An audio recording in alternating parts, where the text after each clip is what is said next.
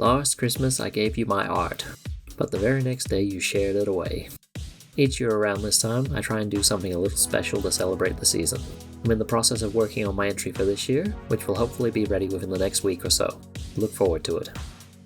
In the meantime, I thought it might be good to take a look at a recurring star of each year's show, my procedurally generated Houdini Christmas Tree. This one is based off of a tutorial I found on Vimeo. The tutorial is several years old and relies on several functions that have since been depreciated, but that's nothing the good old textport up on high can't fix. From there, I've had to make a number of minor adjustments to keep things running as the version number increases. So let's take a look at how all this comes together.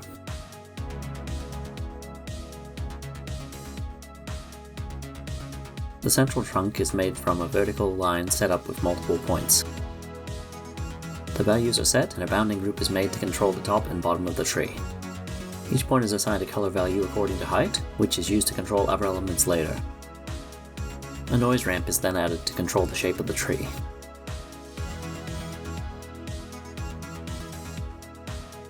Finally, a polywire is added to turn the line into a trunk.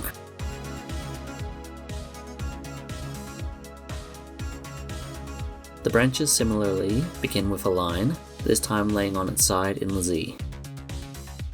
It is the same basic setup as before, only now there are a couple of bends to shape the branches upwards. The same color-based scaling is applied to control curl and noise functions along the individual branches. A resample is added to control the placement of stem offshoots along our branch. Another noise ramp allows us to specify the way each branch bends. It's then a matter of applying another polywire to round out the path and the branch is done.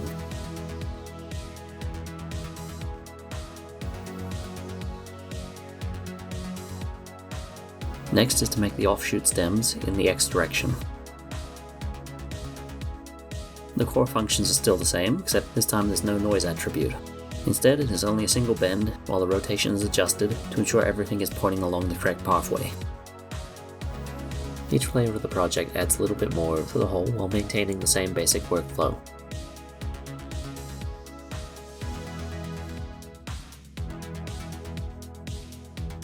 The needles are the simplest part to make. Another line with values set that angles slightly off in the X direction in order to point outwards once placed. A copy stamp is then added to a poly frame with tangential normals to multiply the needles across the stem.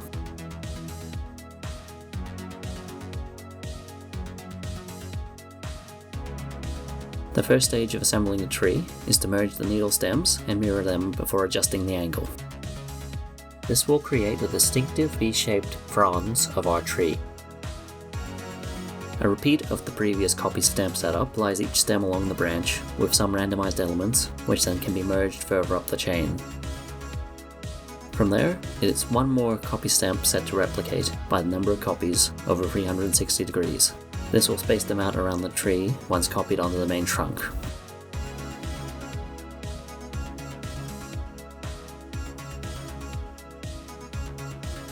Once everything is merged onto the central trunk, just throw down a couple of color nodes and some materials and we're done. Voila! Completed Christmas tree. But that's just the start of it.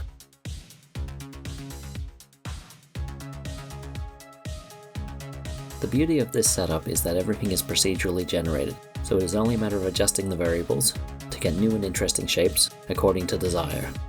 You can get limitless variations on the core design simply by adjusting each setting, so it's worth experimenting with what you've got. An easy way of controlling things is to drop down a null and edit the interface to include each parameter as they come up. Then relative referencing across to each relevant field. That way you aren't chasing everything down each time you want to change something.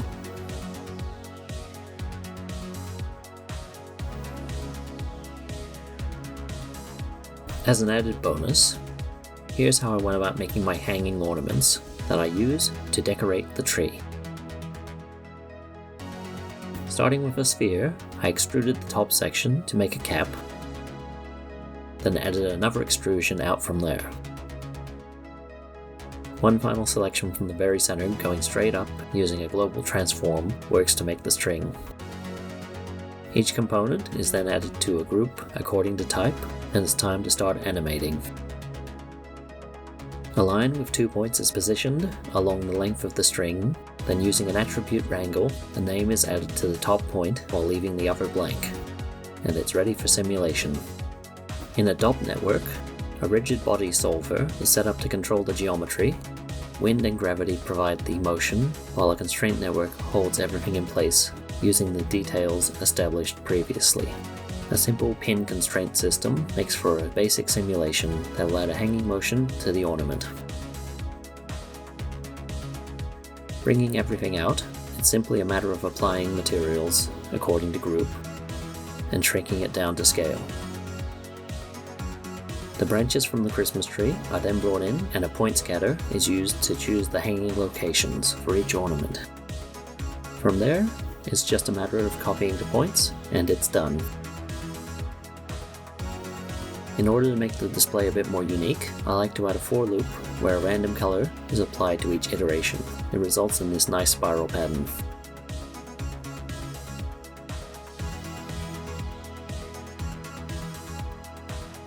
One final touch is another color node set to randomize according to point number.